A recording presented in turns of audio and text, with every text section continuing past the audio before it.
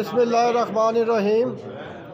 मैं तमाम दोस्त मीडिया वालों का बहुत शुक्रगुज़ार हूँ कि आप तशरीफ़ लेके आए और हमारे मसाइल सुनने के लिए आप आए हैं। हमारे बेसिक मसाइल तो यही हैं, बहुत ज़्यादा।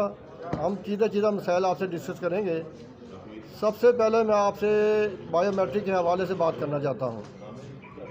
बायोमेट्रिक गवर्नमेंट ऑफ पंजाब ने इस तरीके से लगाया है कि दोनों सेलर और परचेज़र दोनों इकट्ठे आएँ और लगा के चले जाएँ। इसमें शोरूम वालों का जो है वो पार्ट ख़त्म हो जाता है, वो इस गेम से बाहर हो जाते हैं, क्योंकि हमने गाड़ी परचेज़ करनी होती है, उसके बाद लाख और 2 लाख रुपये ट्रांसफ़र फ़ीस है। तो इसके लिए हमें यह है कि हमें वो बायोमेट्रिक की सहूलत दी जाए, उसमें एक तरफा इस्लामाबाद तर्ज की एक तरफा बायोमेट्रिक हो। उसमें मैंने डिटेल में भी लिखा हुआ है कि हमें ज़रूरत है बायोमेट्रिक वो कि जो शोरूम वाले भी वो काबिल कबूल हो। हम उनके स्टेक होल्डर थे, उन्होंने हमसे कोई मशवरा किए बगैर ही बायोमेट्रिक लगा दिए। इसमें कुछ ऐसे हैं शोबे जिसमें गाड़ियाँ अभी तक कंप्यूटर पे फीड नहीं हैं, वो बायोमेट्रिक के बगैर वो आप ट्रांसफ़र नहीं हो सकती। सेकेंडली ये है कि वो उनका रिकॉर्ड मेंटेन नहीं है। हमारी ये भी रिक्वेस्ट है कि वो गाड़ियाँ उनको मैनुअल तरीके से उन्हें ट्रांसफ़र करने की इजाज़त दी जाए। ठीक, इसके लिए गाड़ियों के लिए ये है कि हमें 15 साल से पहले का तमाम रिकॉर्ड कंप्यूटर में मौजूद नहीं है, इसको मैनुअल तरीके से ट्रांसफ़र करने की इजाज़त दी जाए।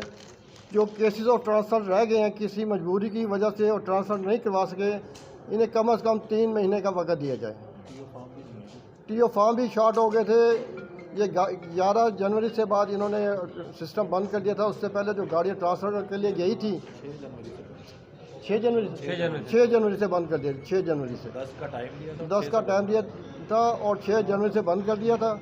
इसके बाद कोई गाड़ी ट्रांसफ़र नहीं हुई, उनके पैसे भी ले लिए इन्होंने और अभी तक वो गाड़ी कंप्यूटर पर चढ़ी है, तो उनको भी कैंसिल कर दिया जाए। उन सब को बहाल किया जाए, हमें 3 महीने का टाइम दिया जाए।